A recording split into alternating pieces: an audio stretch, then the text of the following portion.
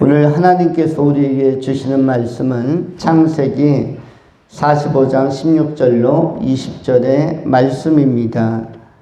하나님의 말씀을 이제 봉독하겠습니다. 요셉의 형들이 왔다는 소문이 바로의 궁에 들리매 바로와 그의 신하들이 기뻐하고 바로는 요셉에게 이르되 네 형들에게 명령하기를 너희는 이렇게 하여 너희 양식을 싣고 가서 가나안 땅에 이르거든 너희 아버지와 너희 가족을 이끌고 내게로 오라. 너희에게 애굽의 좋은 땅을 주리니 너희가 나라에 기름진 것을 먹으리라. 이제 명령을 받았으니 이렇게 하라. 너희는 애굽 땅에서 수레를 가져다가 너희 자녀와 아내를 태우고 너희 아버지를 모셔오라. 또 너희의 기구를 아끼지 말라. 온 애굽 땅에 좋은 것이 너희 것임이니라. 아멘. 오늘은 가장 좋은 것이 바로 너희 것이라는 제목으로 하나님의 말씀을 전하겠습니다. 두 가지로 하나님의 말씀을 나누어서 상고합니다. 첫 번째, 좁은 길. 두 번째, 좋은 길. 첫 번째는 좁은 길, 두 번째는 좋은 길. 전체 제목은 가장 좋은 것이 바로 너희의 것이라는 제목입니다. 먼저 좁은 길에 대하여 상고합니다. 요셉은 누구보다도 험난하고 좁은 길을 걸어온 사람이었습니다. 또한 베냐민도 누구보다도 좁고 협착한 길을 살아온 사람입니다. 또한 요셉의 형제도 또 아버지 야곱도 역시 좁은 길을 살아온 사람이었고 험난한 세월을 보냈다고 수레하고 진술하는 것처럼 야곱 또한 참으로 험난한 좁은 길을 걸어온 사람이었습니다. 믿음의 선진들의 모든 인생 여정은 좁은 길 행진이고 좁은 길로 진행하는 것입니다. 바울도 마찬가지요. 또한 다윗도 마찬가지요. 다니엘도 마찬가지며 모든 믿음의 사람들, 의로운 백성들은 좁은 길 걷고 있는 것입니다. 현대의 그리스도인들도 마찬가지로 우리가 지향하고 추구하고 우리가 소망하는 믿음의 선진들이 성경에 나오는 믿음의 영웅들이라면 우리 또한 그들이 갔던 길, 결국 좁은 길을 걷게 되는 것입니다. 그리스도인이 된다는 말은 좁은 길을 선택했다는 것을 의미하며 예수를 영접했다는 것은 예수가 걸어간, 예수가 흔적을 남긴 가장 좁고 협착하며 험난한 길을 따라간다는 것을 의미하는 것입니다. 그러므로 예수 믿는다는 것은 넓은 길을 포기하는 것이며 넓고 화려한 길을 지향하고 내려놓는 것이며 넓고 영화롭고 화려해 보이는 화사해 보이는 그러한 길을 선택할 수 있으나 선택하지 아니하고 그것을 배제하고 지향하고 뒤돌아보지 아니하고 손에 쟁기를 잡은 채 밭을 가는 경작하는 농부와 같이 하나님의 나라 영광의 부르심을 향하여 전진해 가는 것이 좁은 길 걷고 있는 현대의 모든 그리스도인의 삶의 여정이라고 할 수가 있습니다. 믿음의 선배들도 그러하였습니다. 모든 것을 내려놓고 뒤돌아서지 아니하고 바울 사도 또한 이전에 좋았던 것을 나는 다 배설물로 여기노라 귀히 여기지 아니하노라 그리고 오직 십자가 표대를 바라보며 잡힌 받은 것을 잡으려고 전진해 가노라 쫓아가노라 이렇게 바울 사도도 빌립보서를 통해서 고백하고 있습니다. 마태복음 7장 13절로 14절의 성경은 이렇게 선언합니다. 좁은 문으로 들어가라. 멸망으로 인도하는 문은 크고 그 길이 넓어 그리로 들어가는 자가 많고 생명으로 인도하는 문은 좁고 길이 협착하여 찾는 자가 적음이라. 마태복음 7장에서 예수님께서 가신 길, 바로 좁은 길에 대하여, 또 예수님께서 들어가신 문, 좁은 문에 대하여 소개하고 있습니다. 예수님은 친히 우리에게 가장 현명한 선택, 현명한 삶의 방식과 방법론, 삶의 행로에 대하여 넓은 길과 좁은 길이 있다. 넓은 문과 좁은 문이 있다.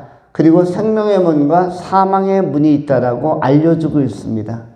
예수님의 많은 가르침 가운데에서 삶의 현실을 걷고 있는, 삶의 한복판을 열고 있는, 또 전진해 가고 있는 그러한 모든 현대 그리스도인들에게 예수님께서는 가장 지혜로운 그리고 가장 탁월한 방식으로서 삶의 방법론을 제시하셨는데, 그 방법론은 세상 사람들이 또는 세상의 지도자들이 이야기하는 것처럼 넓은 길이나 넓은 문이 아니었고 좁은 길, 그것도 좁을 뿐만 아니라 더 좁아서 협착하기까지 한 길을 예수님이 제시하셨습니다.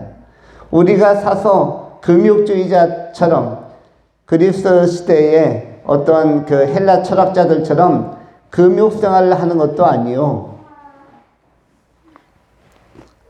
우리는 예수님을 따라, 예수님께서 제시해 주신 방법론을 그대로 따라서 가려고 하는데, 그 길이 넓은 길, 넓은 문이 아니라 아쉽게도 어떻게 보면 오늘 현대사회와는 잘 보이지 않는 잠잠하고 종용하면서도 그 좁고 협착한 길이다 라고 소개하고 있는 것입니다.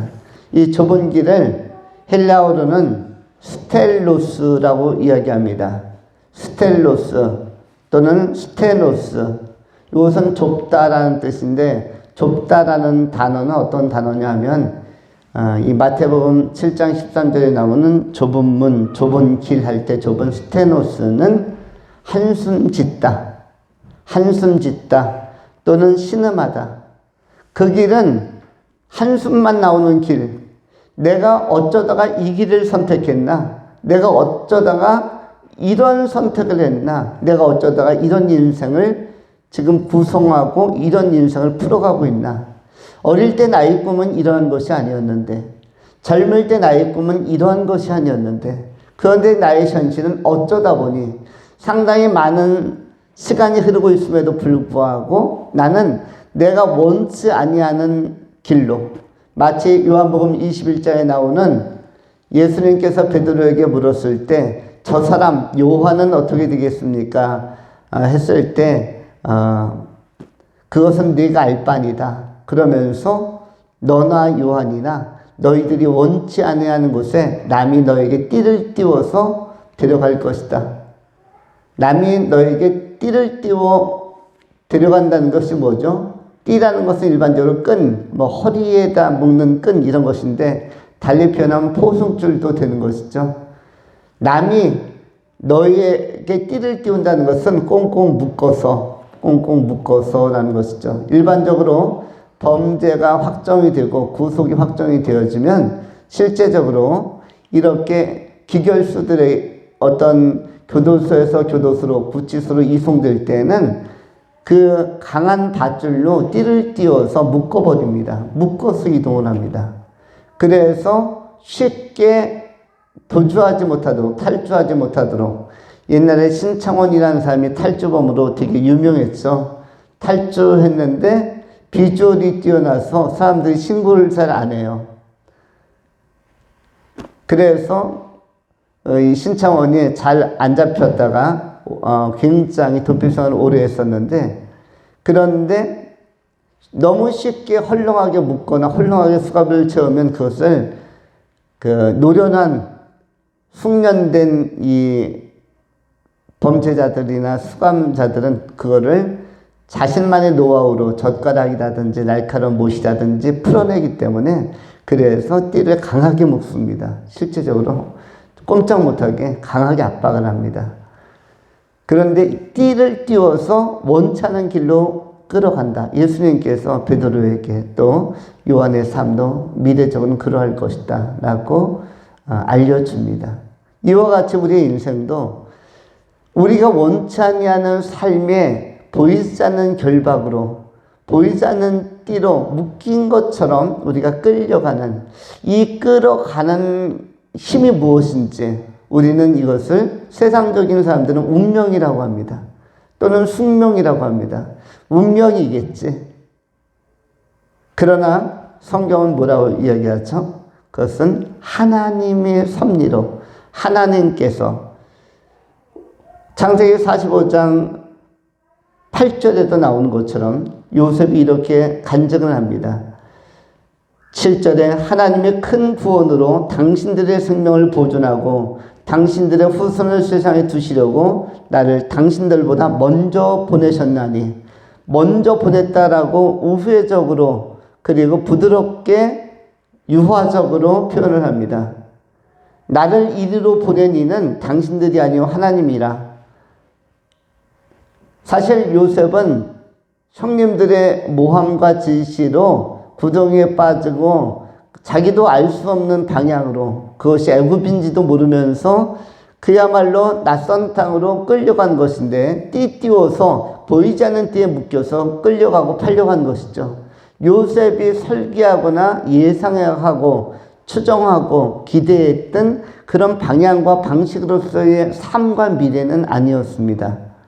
요셉이 예상하지 못했는 인생의 띠가 자기를 압박하고 결박하면서 구덩이에도 빠지고, 그리고 형님들에게 사랑받기를 원했지만 형님들에게 오히려 미움과 질시를 받았고, 그리고 아버지 야곱과 함께 믿음의 거장으로 자리매김한 변화된 이스라엘 아버지 밑에서 신앙적으로도 좋은 영향 받으면서 함께 동역하며 아버지 도와드리면서 삶을 살고 싶었지만 원치 않는 띠로 말미암아 또 형제들 당신들로 말미암아서 요셉의 삶은 예측 불허의 럭비공이 튀기는 것처럼 예측 불허의 방향으로 애국까지 튀겨나가게 된 것이죠.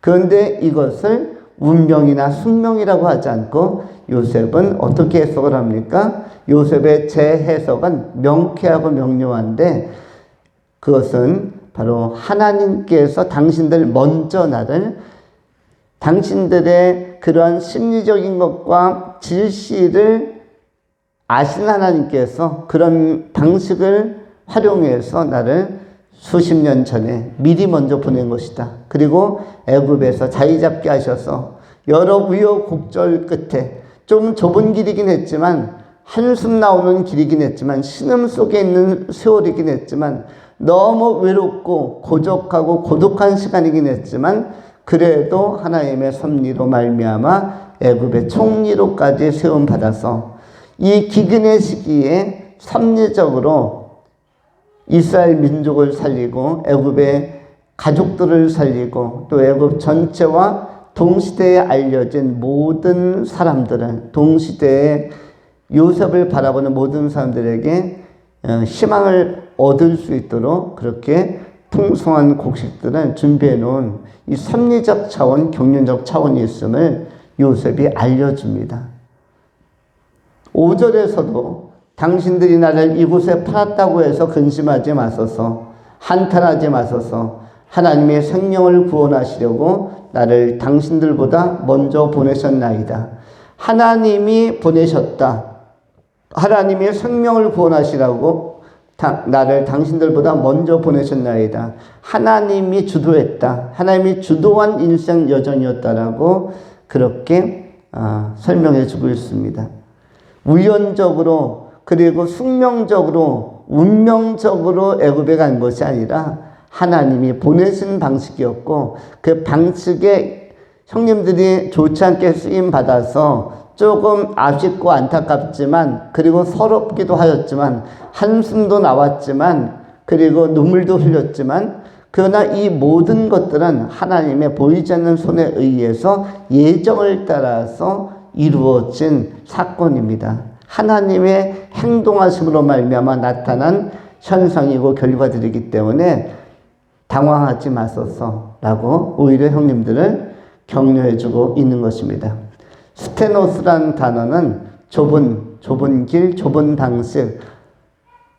세상적으로 너무나 쉬운 방식이 많은데 돈을 버는 것도 세상적으로 쉬운 게 많고 높아지고 유명세를 타는 것도 세상적으로는 많지만 좁고 협착한 길, 찬송가에 나오는 악얼굴짝 빈들에도 복음 들고 가오리다 이런 찬송이 있는데 신학대학원에서 공부하고 졸업하는 그 전도사님들, 신학 수련생들에게 가장 많이 부르는 찬송가 또 불려지는 찬송가 중에 하나가 부름받아 나선 이 몸이라는 찬송입니다. 부름받아 나선 이 몸 어디든지 가오리다. 괴로우나 즐거우나 주만 따라 가오리다. 악얼굴짝 빈들에도 복음 들고 가오리다. 그런데 현실로 보면은 신학교를 졸업하고 목회의 자리로 가고 목사님들이 되고 나면은 악얼굴짝 빈들 아무도 없는 산골 오지로 가는 사람은 아주 실수합니다. 조금 더 큰 교회, 조금 더 대도시, 조금 더 중앙, 조금 더 유명한 교회에 가려고 하지 악얼굴짝 빈들로 가려고 하거나 아주 그 외딴 곳으로 가려고 하는 목사님들은 굉장히 적습니다. 심지어는 적당한 목회, 괜찮은 목회를 하다가도 더 큰 교회가 임지가 나오면 바로 사표 내고 그쪽에 서류 놓고 가는 목사님들도 꽤 상당히 많이 현실적으로 나타납니다. 그런데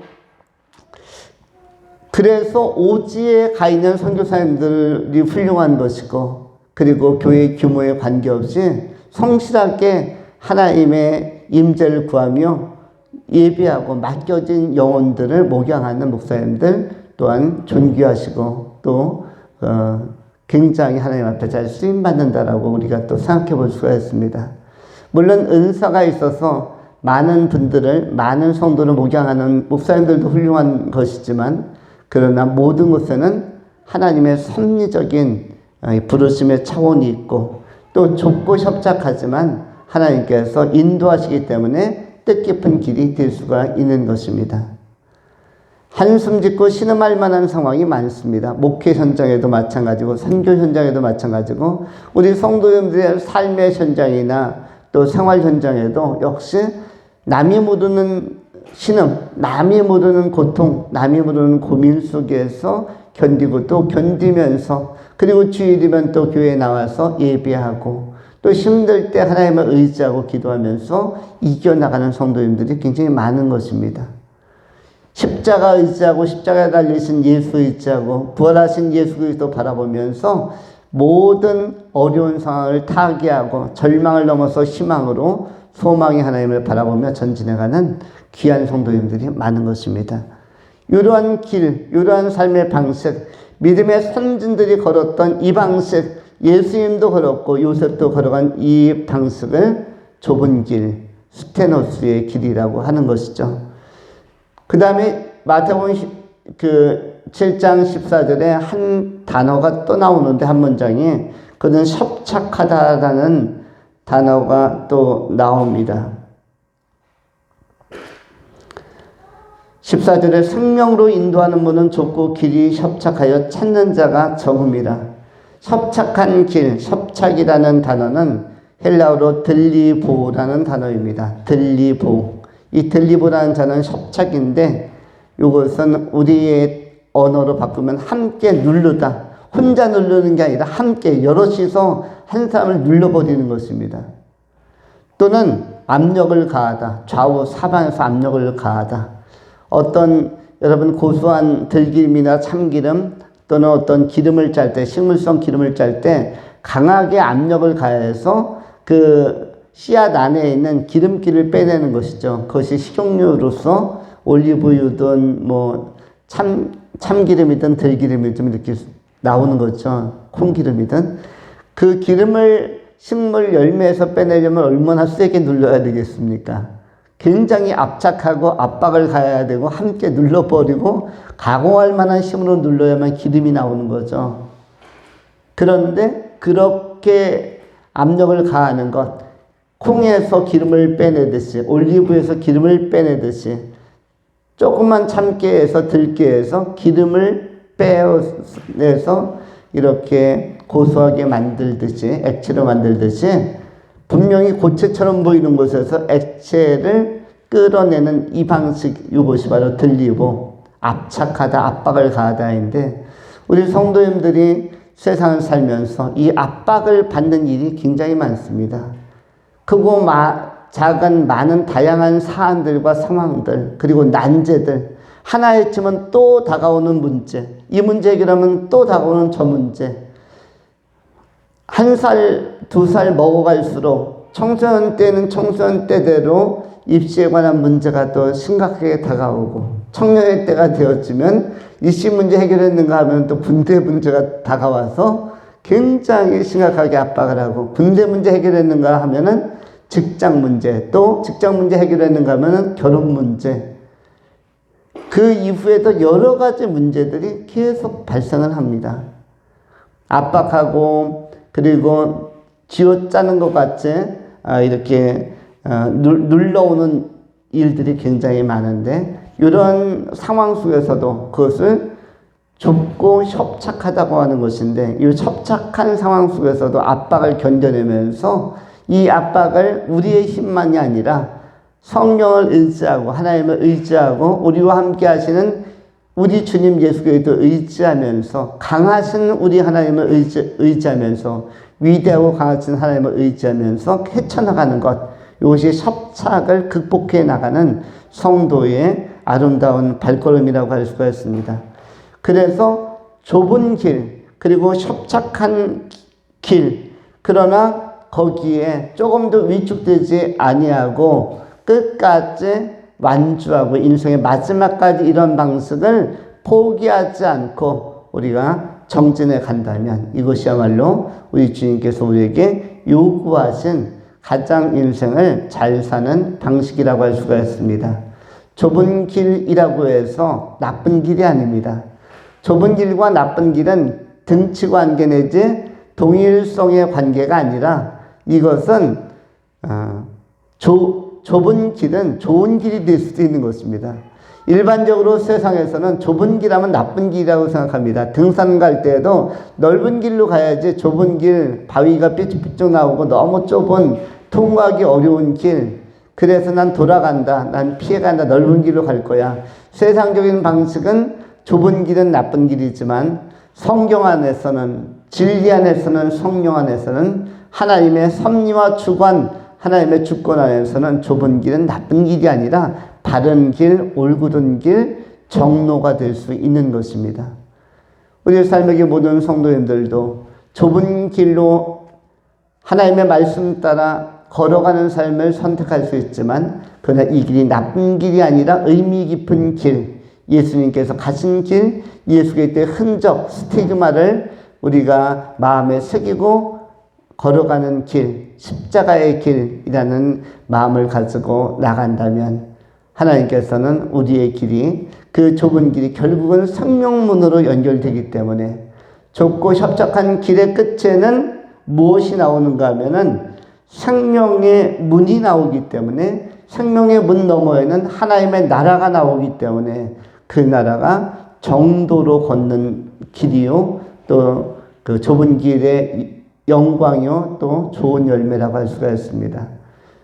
우리가 좁고 협착하지만 요셉이 선택했던 그 길처럼 남은 생애 동안 우리 믿음의 선진들의 갔던 발자취를 따라서 예수 그리스도의 흔적을 가지고 예수님께서 제시하신 좁고 협착한 길, 스테노스의 길, 들리보의 길을 끝까지 완주하고 경주해가는, 찬성을 향하여 정진해가는 귀한 성도님들이 다 될 수 있기를 축원합니다.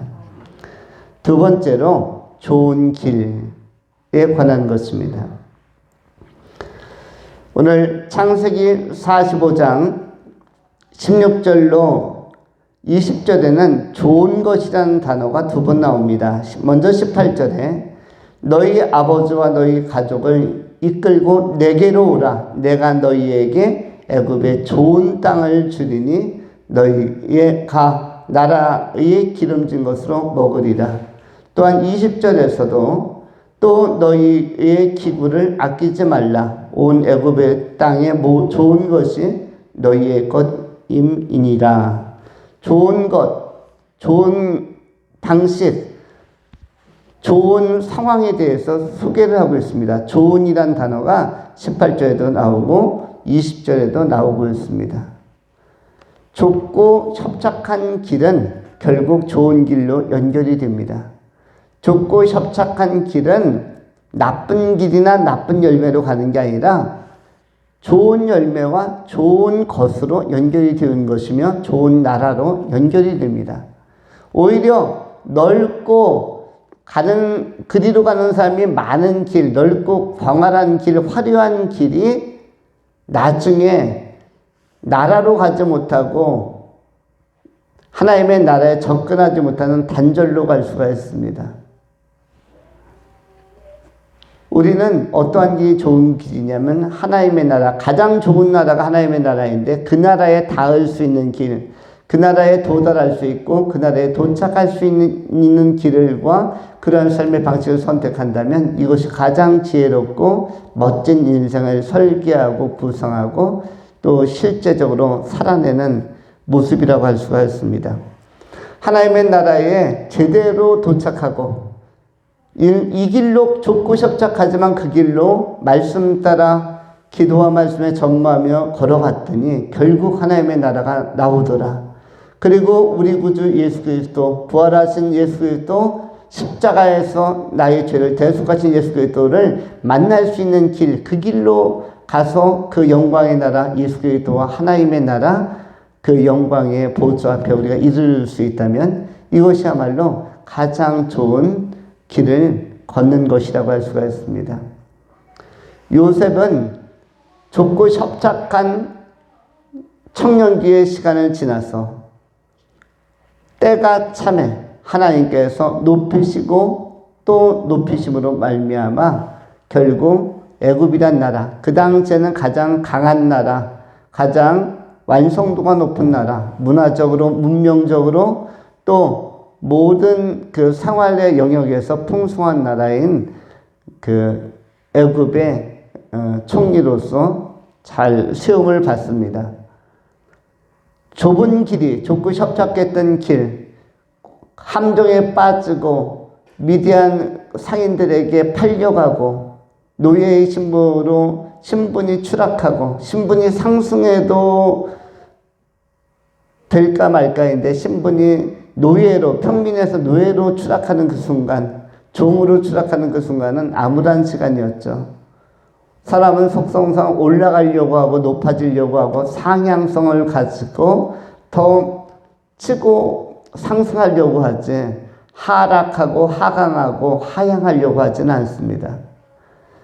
회사에서도 직급이 올라가길 바랐지 과장으로 있다가 부장으로 또 뭐 상무로 이렇게 공장장으로 올라가기를 원하지 밑으로 가서 과장 대리로 내려가고 평사원으로 내려가고 자꾸 내려가기를 원치 않는 것입니다. 월급도 딱 시작한 어떤 월급이 있다면 거기서 1원이라도 올라가길 바라죠. 1년 근무하면 단 10,000원이라도 월급이 오르기를 바라죠. 군대에 입대하는 군인들도 마찬가지일 것입니다. 입대한 첫 달보다는 두 번째 달이 좀 올랐으면, 단 50,000원이라도 올랐으면, 그리고 일병 정도 달면 훈련소 다녀와서 자대 배치 받고 조금 군생활 적응하면 100,000원이라도 월급을 올랐으면, 나중에 상병 되면 한 20-30만원이라도 더 올랐으면, 병장이 되면 한 500,000원 입대할 때보다는 한 2배 정도 올랐으면, 이런 마음이 심지어 군에 입대하는 사람들도 그런 기대감이 있습니다. 올라가려고 하죠. 처음에 훈련소 들어갈 때 500,000원이었는데 훈련소 나왔더니 450,000원으로 깎였다. 일병 달았더니 400,000원으로 낮췄다. 상병 됐더니 300,000원이다. 병장 됐을 때 200,000원 받고 이제 제대하라 하면은 오히려 많이 서운할 것입니다. 군대도 그러한데 하물며 세상에서는 자꾸 낮아지라고 하면, 낮추라고 하면은 그 마음이 기분이 상하는 것이죠. 기분 좋아할 사람이 아무도 없는 것입니다. 세상적으로는 자꾸 높아지기를 원하는 것입니다. 그러나 우리가 그리스도 예수 안에서 낮아지는 것은 나쁜 일이 아닙니다. 그리스도 예수 안에서 낮아지는 것은 하나님의 뜻을 겸손하게 따르다 보면 하나님은 낮춰서 쓰시기도 하고 높여서 쓰시기도 하며, 하나님은 감추어서 쓰시기도 하고 드러내서 화려하게 쓰시기도 하고, 하나님의 쓰시는 방식은 훈련시켜서 쓰시기도 하고 바로 드러내서 화려하게 쓰시기도 하며, 감추어서 쓰시기도 하고 계시적으로 나타내서 쓰시기도 하고, 세상 모든 사람이 주목하도록 쓰시기도 하고, 이렇게 다양한 방식으로 사람을 쓰시기 때문에 우리가 낮아질 때는 낮출 때는 여기에도 하나님의 계획이 있겠다. 그러면서 우리의 판단을 판단을 정지, 잠깐 미루어 두는 게 좋습니다. 빨리 판단하려고 하지 않고 판단을 유보하는, 이것은 옳은지 그른지, 또 하나님께 대단히 서운한데 또는 어떤 정책에 대해서 매우 서운한데 굉장히 기분이 좋지는 않지만, 그러나 판단만큼은 잠깐 정지시켜 놓는다. 이 판단을 내가 3년 후에 다시 하기로 한다. 이렇게 판단을 유보하는 자세, 유연한 자세가 꼭 필요합니다. 인생에는. 왜냐하면 섭리적 차원이 있을 수 있기 때문입니다. 모든 것의 배후에 누가 있을 수 있기 때문에? 하나님이 있을 수 있기 때문에, 하나님이 사람을 통해서, 상황을 통해서 이끌어 가시는 하나님만의 계획이 있을 수 있기 때문에, 그래서 판단을 정지하고 나가는 것이 굉장히 좋습니다. 판단 정지를 안 하고 판단 유보를 안 하면, 이 유보적 사색의 시간을 갖지 않으면 사람들은 쉽게 분노하고 쉽게 좌절하고 쉽게 화가 나기도 하고 쉽게 삐지기도 하고 감정 컨트롤하기가 굉장히 어렵죠. 그래서 판단 중지, 판단 유보, 하이데거 같은 철학자들, 또 실존주의적 유명한 철학자들도 이런 개념들을 많이 인간의 삶의 성숙의 차원에 적용하고 또 제시하기도 하였습니다. 인생은 판단 유보의 시간이 너무나 많이 있는 것입니다. 거기에는 지금은 해석이 안 되지만 언젠가 해석이 될 수 있는 하나님의 손길, 하나님께서 작업하심, 일하심의 섭리적 맥락이 꼭 있기 때문입니다. 그래서 요셉의 청소년기, 청년기 때 그때 판단했다면 요셉은 많이 방황하고 당황했을 것입니다. 형님들 너무나 얄미웠을 것이고 자신을 팔아버리고 거기다 죽이려고 함정까지 파서 밀어넣는 형님들 얼마나 미웠겠습니까? 그리고 미디안 상인들에게 팔려가서 인신매매 당하는 요셉의 입장, 여러 가지로 쉽지 않았을 것이고, 또 한 여인을 피하다가 감옥에 갇히는 이 억울함, 자신의 순전함을 지키려고 하다가 원치 아니하게 전과자가 되어야 되는 이 암울함, 이런 것들도 다 애매하고 억울한 상황, 이것은 판단 유보로 넘겨야 되는 상황이었죠. 그러면서 하나님의 뜻은 무엇입니까? 나를 향한 하나님의 계획은 무엇입니까? 내 인생 어떻게 되는 것입니까? 내가 지금은 모르겠으나 하나님 앞에 일단 내 삶의 인도자, 내 삶의 주관자, 내 삶의 주체가 되신 우리 하나님 앞에 맡깁니다. 내가 판단을 유보하고 오직 믿음으로 이 시간을 기도하면서 잠잠히 기다리고 넘어가기를 원합니다. 이렇게 우리가 이런 자세를 가지고 하나님께 맡기고 하나님을 신뢰하면서 나간다면, 믿음 가지고 살아간다면 하나님은 결국 좋은 것으로, 좋은 나라로 인도해 주시는 것입니다. 야곱이 좋은 것을 가졌고, 또 야곱, 오늘 본문에 나온 요셉이 결국 좋은 나라에서 좋은 것들을 많이 향유했기 때문에 아버지 야곱도 초청할 수가 있었고, 또 형제들에게도 다 나눌 수 있었던 것입니다. 그래서 요셉에게 있는 이 좋은 것들이 곧 형제들이 마음껏 쓸 수 있는 것이다. 또 아버지 야곱도 초청해서 다 쓸 수 있는 것이다 라고 이 권세들을 가지고 이웃들을 축복하는 모습도 보여주고 있습니다. 우리가 본문에서는 좋은 나라 좋은 것이지만 우리가 정말로 좋은 나라를 알죠. 그것은 성경이 약속하신 새하늘과 새 땅 하나님의 나라입니다. 요셉에게 있어서는 좁고 협착한 길이 애굽 나라에서 주권을 형성하는 것으로, 통치권을 형성하는 것으로, 총리로서의 위세와 권세를 갖는 것으로 나타났지만, 그리고 애굽에 있는 모든 작물과 식물, 곡물들과 문화적, 문명적, 기구적 도구들을 다 활용하는 것으로 잘 나타나 있지만, 우리에게 약속된 그 나라는 애굽보다 더 좋은 나라요. 하나님의 나라는 완성도가 매우 높은 나라이며 모든 풍성이 가득하고 충만이 가득한 곳입니다.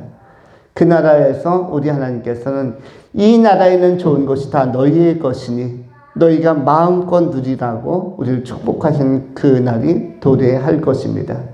우리가 이 세상을 떠나 언젠가 새하늘과 새 땅 부활한 몸으로 하나님의 나라에 들어갔을 때 하나님은 참으로 좋은 것으로, 참으로 귀한 것으로 나의 것이 다 너희 것이라 이렇게 말씀하시면서 우리에게 풍성한 세계 하나님의 영광을 나타내어 주실 것입니다.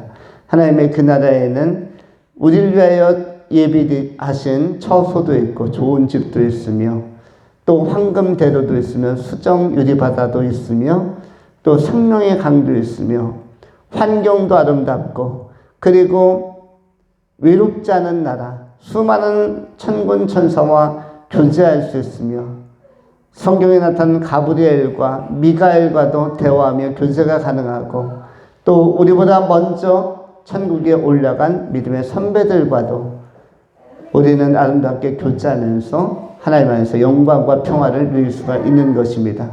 그 풍성한 천국 장치 영광스러운 그 나라에 우리가 다 올라가서 또 우리가 쌓아놓은 좁고 협착한 길을 걷는 과정에서 쌓아놓은 그 많은 보화들, 천국의 보화를 쌓아라, 보물을 천국에 쌓아라 라고 말씀하셨는데 그 쌓아놓은 보물들 우리가 확인하는 그 시간도 도래하게 될 것입니다.